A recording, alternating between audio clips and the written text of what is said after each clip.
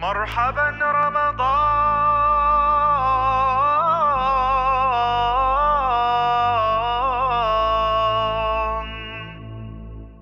اعوذ باللہ من الشیطان الرجیم بسم اللہ الرحمن الرحیم.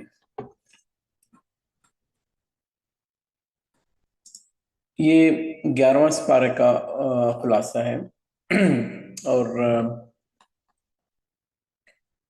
یہ شروع ہوتا ہے یعتذرون الیکم اذا رجعتم الیہم. تو یہ ایک ایسی اس میں کچھ حصہ تو سورۃ توبہ کا ہے اور بعد میں کچھ سورۃ یونس آئے گی، لیکن سورۃ توبہ کا ہم لوگوں نے پڑھ لیا تھا کہ جو بیسیکلی ایک وارننگ تھی فتح مکہ کے بعد. لیکن ایک اور بھی واقعہ ہوا تھا، یہ کافی بعد میں ہوا تھا. تو غزوہ تبوک بہت دور تھا، تو اس میں بلکہ غزوہ یرموک وہ بہت بعد میں ہوا تھا، وہ بہت دور تھا. تو غزوہ تبوک اس سے پہلے ہے، لیکن اس میں ایک جو سب سے ضروری جو واقعہ پیش آیا وہ 3 ایسے لوگوں کا تھا جو پکے مسلمان تھے، لیکن انسان جیسے ہم لوگ بھی کبھی انسان کی سستی ہوتی ہے، کوتاہی ہوتی ہے، وہ کہتا ہے کہ میں بعد میں. تو لوگوں نے یہ سمجھا کہ ہماری سواریاں تیز ہیں تو ہم بعد میں قافلے کے ساتھ مل جائیں گے. لیکن وہ جو 3 لوگ تھے وہ بڑا ایک ایسا واقعہ ہے کہ وہ 3 لوگوں کا آپ لوگ پڑھیے گا تو آپ لوگ کو پتہ چلے گا. وہ پکے مسلمان تھے، لیکن انہوں نے اپنی جو بھی پنشمنٹ تھی وہ کاٹی، اور وہ ایک نے مسجد میں اپنے آپ کو باندھ دیا، ایک نے مطلب جو بھی، بہرحال شرمندگی بھی تھی. اللہ کے نبی صلی اللہ علیہ وسلم کے ساتھ نماز پڑھتے تھے، لیکن وہ اللہ کے نبی دور سے دیکھتے تھے لیکن وہ نظر نہیں ملاتے تھے کیونکہ اللہ کا حکم ہی کوئی نہیں تھا. اور تقریباً انہوں نے 1.5-2 مہینہ ایک طرح کا بائیکاٹ ہو گیا تھا ان کا، کیونکہ ان کا لوگوں کو نہیں پتا تھا کہ منافقین ہیں مسلمان ہیں، تو لوگوں نے مکمل بائیکاٹ کر دیا. تو وہ ان کے لیے سب سے مشکل دور تھا ان تینوں کے لیے. انہوں نے آئسولیشن پہ چلے گئے اور ان کو پتہ نہیں تھا کہ ان کا کیا بنے گا، اللہ کے حکم کا انتظار رہتا تھا. تو وہ 3 لوگوں کو بعد میں اللہ تعالیٰ نے مغفرت کی. لیکن ان کے ساتھ جو سائمنٹینسلی جو سائیڈ بائی سائیڈ کھڑے تھے وہ ایسے لوگ تھے جو تھے تو منافق، اور وہ بہانے بناتے تھے اور جھوٹ بولتے تھے. ان 3 لوگوں نے کوئی بہانے نہیں بنائے، انہوں نے سیدھا سیدھی بات بتا دی اپنی. اس لیے ان کو اللہ تعالیٰ نے معافی بھی مل گئی اور یہ مسلمانوں میں بھی رہے. لیکن یہ ساتھ ساتھ واقعات بتانے کا یہ تھا، کیونکہ ایک تو یہ اللہ کے نبی پہ یہ الزام بھی لگایا کرتے تھے منافقین کہ ہم تو ان کو معاذ اللہ ہم کو ان کو کوئی بھی سٹوری سناتے ہیں اور یہ کیسے رسول ہیں، ان کو تو پتہ ہی نہیں چلتا، جبکہ اللہ کے نبی صلی اللہ علیہ وسلم ان کو مارجن دیا کرتے تھے. تو اس چیز کو ذہن میں آپ رکھیں تو اگر اب ہم سمجھیں گے یہ غزوہ تبوک میں جو لوگ شرکت میں نہیں گئے وہ 2 اقسام تھے، ایک منافقین تھے اور ایک جن سے غلطی ہو گئی.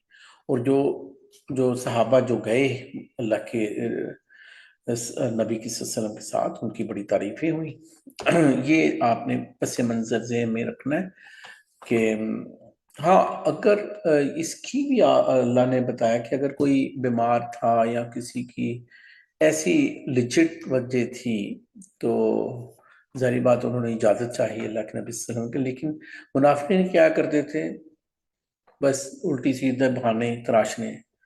پتہ عام انسان کو بھی پتہ چل جاتا تھا، اللہ کے نبی کو بھی، لیکن اللہ کے نبی اجازت دے دیا کرتے تھے. اور ان میں کچھ ایسے جو بدو لوگ تھے جن کو یہ تھا کہ جیسے زکوٰۃ کے لیے وہ اتنا دل سے راضی نہیں ہوتے تھے، تاوان سمجھتے تھے کہ یہ طرح کی.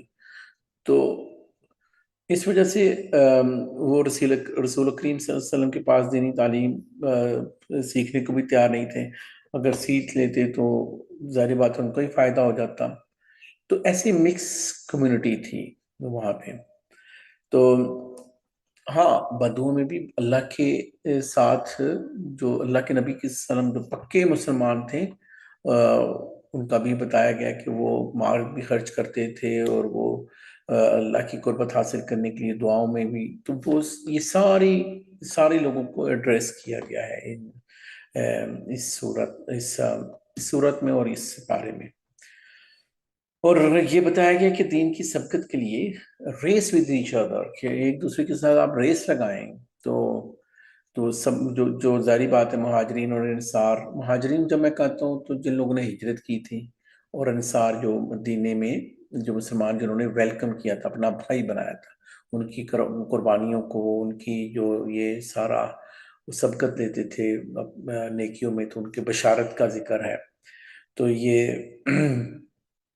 جو منافقین ہیں ان کے لیے بار بار ذلت کا وہ ظاہری بات ہے کہ آیتیں تو اتر رہی تھی. اللہ کے نبی صلی اللہ علیہ وسلم تو ان کا جو بھی تھا ہمبل تھے، لیکن اللہ کا قرآن تو سیدھا سیدھا اترتا تھا نا. تو اللہ تو نہیں لا یستحیی ان یضرب مثلا ما بعوضۃ او مثلا ما بعوضۃ فما فوقها، کہ اللہ تعالیٰ تو کسی چیز پہ بھی نہیں شرماتے تھے نا. اللہ تعالیٰ تو اللہ ہے. تو اللہ کہتا ہے کہ میں مکھی کی مثال دینے پہ بھی نہیں شرماتا ہوں. تو اللہ نے ان کا لحاظ کرنا تھا جو اللہ کے نبی کو تنگ کر رہے تھے. تو یہ جب ہم پڑھیں گے تو پھر ہمیں پتہ چلے گا کہ منافقین نے ایک اور کام کیا. جب ان کی ساری چالیں نہیں چل رہی تھی تو انہوں نے ایسا کہا، بلکہ ایک راہب تھا عیسائیوں کا، ابو عامر. تو اس کے لیے ایک جگہ بنائی، اور خود بھی ان کا اپنا بھی پلان تھا کہ ایک ایسی مسجد بنائی جائے جو اپنے پروپیگنڈا کے لیے. اور اللہ نے اجازت نہیں دی. انہوں نے اپنے کہا کہ آپ نماز ہی آ کے پڑھ لیں، افتتاح کر لیں جیسے. تو مسجد ضرار تو اللہ نے بتا دیا کہ یہ تخریب کاری کے لیے ہے. تو یہ نہیں، بلکہ اللہ نے ایک ایسی مسجد کو عزت بخشی، مسجد قباء، کہ وہاں پہ جو آپ جا کے جو ہے نا مسلمانوں کو نماز پڑھیں، اور ان کی مسجد میں تو بالکل ہی نہ جائیے گا. تو اللہ کے ساتھ عہد اور اس کا جو تقاضے تھے کہ ظاہری بات ہے کہ مومنوں سے اللہ تعالیٰ نے ان کی جان و مال خرید لیے تھے. تو جنگ کرتے تھے، کافروں کو قتل کرتے تھے، اور جو بھی قربانی دینی پڑتی تھی وہ قربانی بھی دیا کرتے تھے. تو ان ساری گویا کہ کلمہ پڑھنا، اللہ کے ساتھ عہد کرنا ہے، اس عہد کا تقاضا ہے کہ ہم اللہ کے دین کے لیے اتفاق جدوجہد کریں. تو اگر انسان اللہ سے وعدہ کرتا ہے تو پھر ظاہری بات ہے کہ صحابہ نے تو بڑا اچھے طریقے سے پورا کیا. اور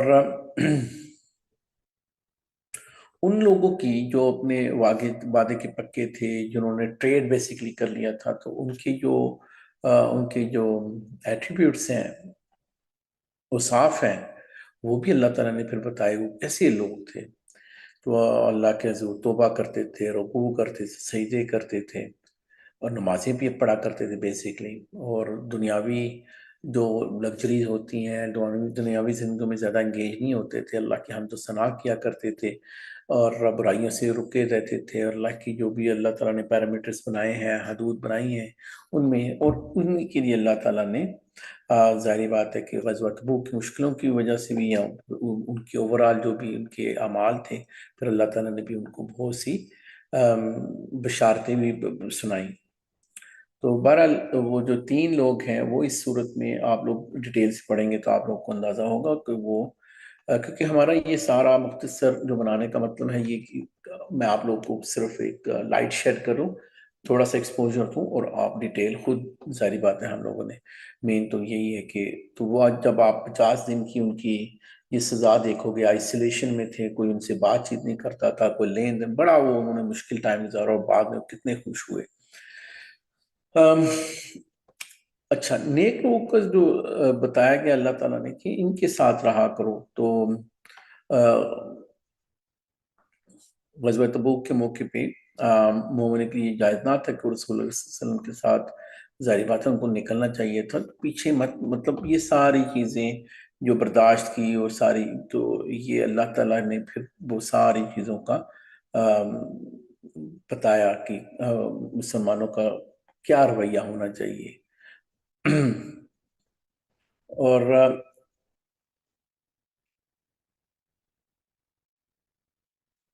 اب منافقین انہوں نے بہت خنجر مارے ہیں مسلمانوں پہ، اور اس لیے آپ دیکھیں گے جو مدنی دور تھا اس میں بڑے چیلنجز تھے۔ ان میں ایک یہ بھی کرتے تھے کہ یہ جب کوئی بھی صورت نازل ہوتی تھی تو مذاق اڑاتے تھے، لیکن ظاہری بات ہے کھل کے تو نہیں، طنز کیا کرتے تھے۔ تو مسلمانوں کو بیچاروں کو کہتے تھے اچھا تمہارے اس صورت ہوئی آئی ہے تو تمہارے کتنا ایمان کا اضافہ ہوا ہے، کیا ہوا ہے تمہیں، مطلب ان کے اندر تو ایمان تھا ہی نہیں، تو وہ ان کو ٹاؤنٹ کیے جا رہے ہیں۔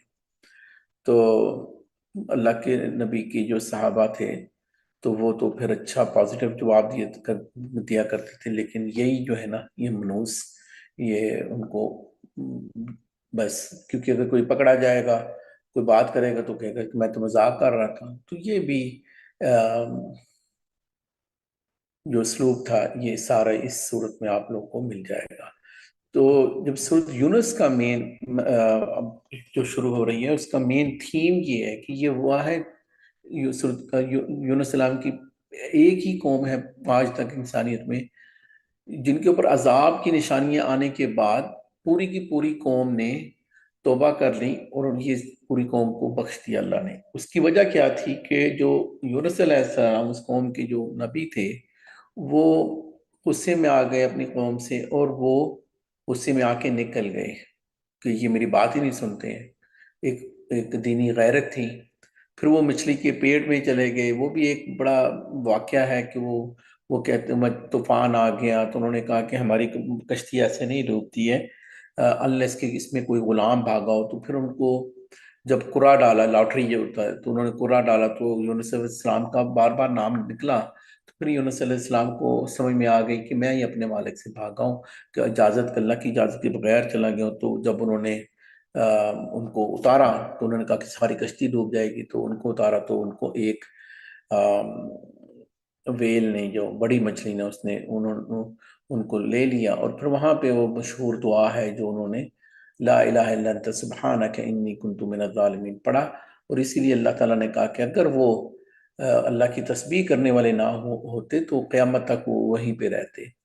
تو ایک انسان کو ایسی جیل ہو جانی کہ وہ مچھلی کے پیٹ میں اندھیروں میں، آپ اندازہ لگا سکتے ہیں۔ تو پھر وہ ایک پورا واقعہ جو ہے وہ آپ کو اس سورت یونس کی مین تھیم آپ سمجھ سکتے ہیں۔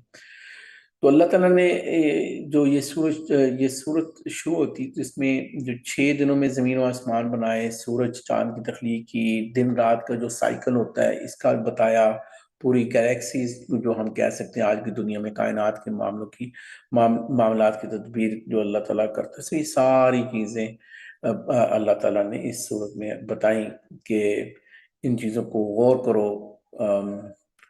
اور انسان جو لوگ قدرت کے مظاہر پہ غور کر کے ایمان لاتے ہیں وہ جنت میں ہوں گے، اور جو بدنصیب بس ادھر ہی گما پھرا رہا تو پھر جہنم کا جائے گا۔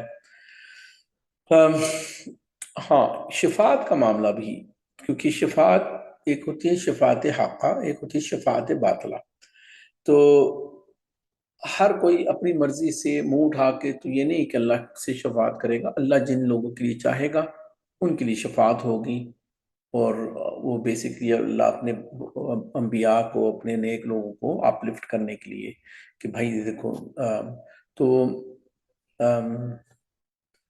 کفار کی طرف سے رسول اللہ صلی اللہ علیہ وسلم سے کفار کی طرف سے صلی اللہ علیہ وسلم سے اس مطالبہ کا ذکر کیا کہ قرآن کو تھوڑا سا چینج کر دیں، تھوڑا سا لین دین کر دیں، تھوڑا ہمیں بھی سوٹ کر جائے، اور یہ اور وہ۔ تو اللہ کے نبی ان کو یہی کہا کرتے تھے کہ تم لوگ کیا کبھی کہتے ہو ایک دن ہمارے بت کی عبادت کر لو، ایک دن ہم آپ کے کر لیں گے، چلے آدھے آدھے کر لیں، نیگوشیٹ کر رہے ہو، کبھی کہہ رہے ہو کہ امیر لوگوں پہ قرآن کیوں نہیں اترا، کبھی یہ اور وہ۔ اللہ کے نبی نے کتنی دفعہ ان کو بتایا تھا کہ میں کوئی غیب کا وہ کلیم نہیں کر رہا ہوں، میں تو اللہ کی جو پیغام ہوتا ہے میں تو پیغام رسانی کرتا ہوں، میں اس میں کہاں پہ رد و بدل کر سکتا ہوں؟ تو یہ تنگ کرتے تھے اللہ کے نبی صلی اللہ علیہ وسلم کو۔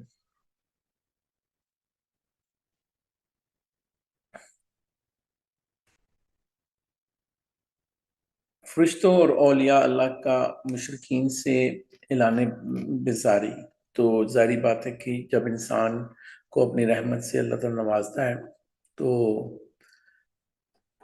عام طور پہ یہی دیکھا گیا ہے کہ وہ پھر غافل ہو جاتا ہے، اس کو نماز کا ٹائم نہیں ملتا یا جو بھی ایسے، تو جب وہ تکلیف آتی ہے تو پھر اس کو رب یاد آ جاتا ہے، تو اس لیے کبھی کبھی تکلیف آتی ہے تو اگر اس کو رب یاد آتا ہے دوبارہ اپنے اس حرکتوں پہ مت جائے۔ تو اس کی مثال بھی دی ہوئی ہے کہ جب سمندر ہوتا تھا تو آپ ایروپلین تو آپ نہیں تو پلینز کی مثال اللہ تعالیٰ دے سکتے تھے، لیکن تب جو لوگوں کے سامنے تھی، اسی لیے جو عربستان کا ماحول تھا ان کے سامنے جو چیزیں تھی جو آبزرو کر سکتے تھے، کبھی اونٹ کی مثال، کبھی صحرا کی مثال، کبھی ستاروں کی، کبھی سورج کی، جو ان کے سامنے تھا۔ تو جدہ میں جو سمندر لگتا تھا وہ تو کم ہی لوگ، ظاہری بات ہے کہ ہر کوئی تو نہیں جاتا تھا سمندر کی طرف، لیکن انہوں نے اللہ تعالیٰ نے قرآن میں یہ بتایا کہ اگر جب تمہیں سمندر میں کشتی طوفان میں آ جاتی ہے تو تم گڑگڑا گڑگڑا کے اپنے رب کو پکارتے ہو اور یہ وہ، تو جو ابو جہل کے بیٹے تھے اکرمہ، انہوں نے بھی تو جب دیکھا فتح مکہ کے بعد تو انہوں نے کہا کہ میں نے دیکھا یہ سب اپنے بتوں کو پوج رہے تھے، جب کشتی ڈوبنے لگی تو یہ اللہ کو، انہوں نے کہا میرے دل میں ایمان چلا گیا کہ، تو اسی لیے جب یہ کیا کرتے تھے کہ جب کشتی ڈوبنے والی ہوتی تھی تو پھر اللہ اللہ، جب وہ along سائڈ جیٹی جاتی تھی تو پھر وہ اپنی مستی ہے، تو اللہ کہتا ہے کہ دوبارہ سفر نہیں کرنا کہ دوبارہ پکڑ لوں گا میں تمہیں سمندر میں، یا تم جب خشکی پہ جاتے ہو تو کیا سیف اینڈ ساؤنڈ ہوں گے، وہاں پہ بھی اللہ پکڑ سکتا۔ تو یہ اللہ تعالیٰ نے ان کو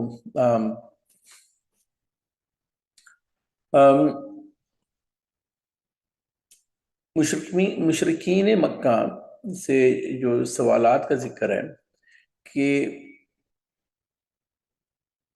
کون ہے جو انہیں آسمان و زمین سے رزق دیتا ہے، کبھی کبھی یہ کاؤنٹر اٹیک اللہ تعالیٰ کا اسلوب ہے، کیونکہ وہ سوال پوچھتے تھے تو اللہ کہتے تھے اچھا تم بتاؤ نا ذرا، یہ آسمان کو کس نے بنایا، یہ اونٹ کو کس نے بنایا، یہ جو ستارے ہیں ساری چیزیں، تو کون ان کی جو بصارت سماعت کا اختیار رکھتا ہے، کون مردہ کو زندگی موت ساری چیزیں یہ سارا کون کر رہا ہے، تو ان کو یہی ہوتا تھا، یہی مرے پڑے ہوتے تھے کہ یہ دوبارہ کیسے پیدا ہوں گی، یہ دوبارہ کیسے پیدا ہوں گی، تو اللہ بتاتا ہے ان کو کہ جس سے پہلی کچھ بھی نہیں تھا تو پہلی دفعہ بھی تو کسی نے پیدا کیا تھا، تو دوبارہ پیدا کرنے میں کیا مسئلہ ہے؟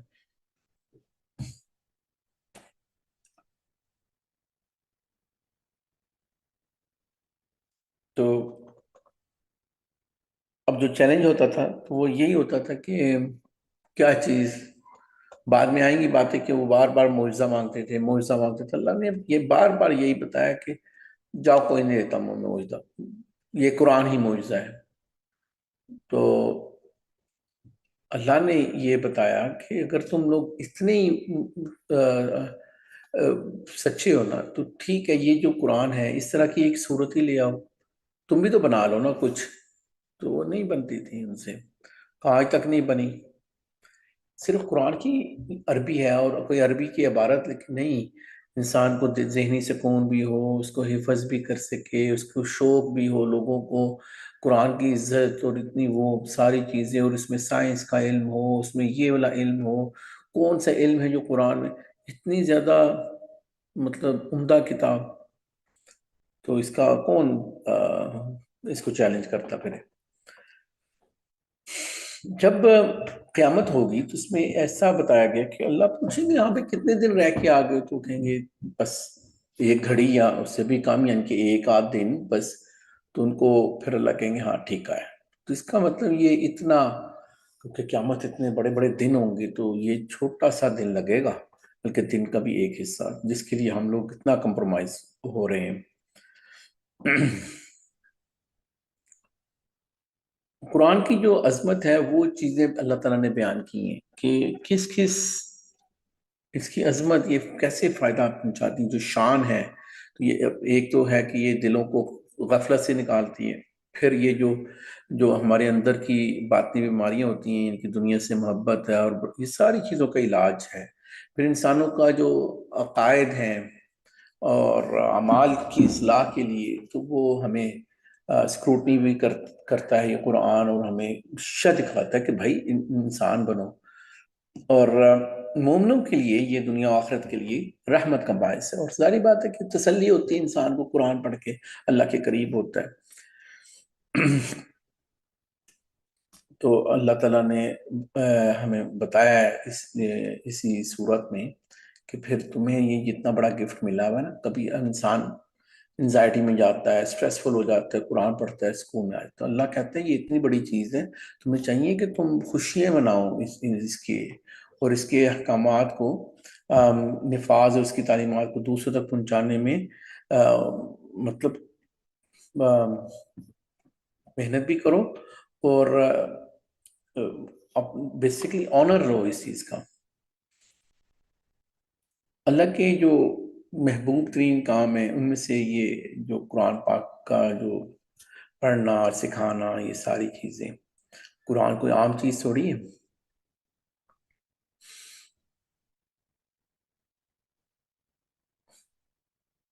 تو جو انسان قرآن پاک کو پڑھ رہا ہے، دوسروں کو سکھا رہا ہے، تو یہ اللہ نے یہ بتایا کہ یہ تو بڑا، اس کی ظاہری بات ہے کہ اللہ تعالیٰ نے بڑی تعریف کی ہے. اللہ کے اولیاء کہتے ہیں ولی کو، اور اللہ کے دوست.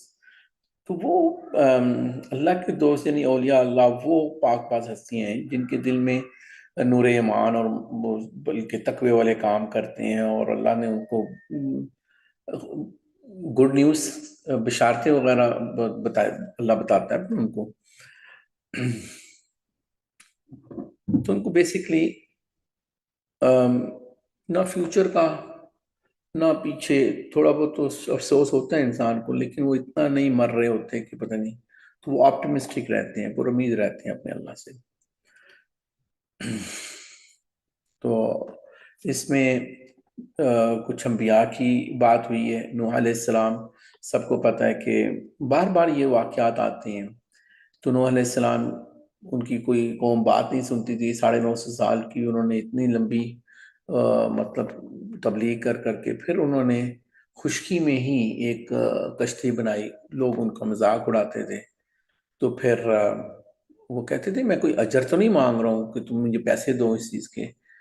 تو لوگوں نے نہیں مانا. تو پھر ظاہری بات ہے کہ وہ ڈوبے ہی. موسیٰ علیہ السلام اور ہارون علیہ السلام کا ذکر ہے.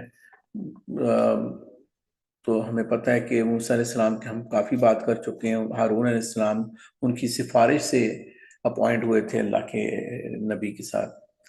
اور پھر ان کا جادوگروں کے ساتھ جو ٹاکرا ہوا تھا، تو وہ فرعون کے جادوگروں نے، انہوں نے بھی سام پھینکے، انہوں نے بھی سام پھینکے. تو جو موسیٰ علیہ السلام، انہوں نے لاٹھی پھینکی، جو سام بنا وہ سب کو کھا گیا. تو وہ جو جادوگر تھے وہ بھی مسلمان ہو گئے. تو یہ سارے ہم لوگ بات کر چکے ہوئے. تو یہ بھی ساری چیز ہمیں ملتی ہے.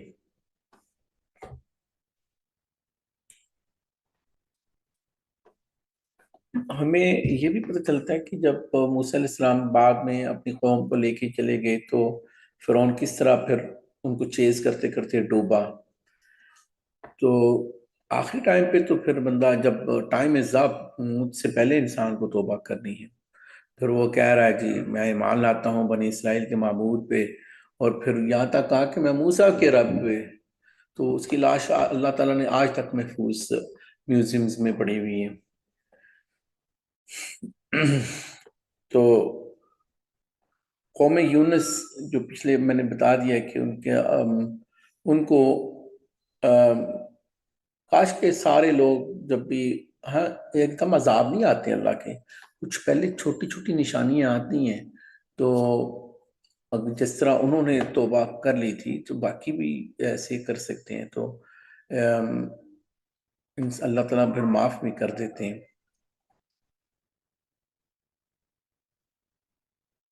اور اس میں دوبارہ سے ایمفسس دیا ہوا ہے اس صورت میں کہ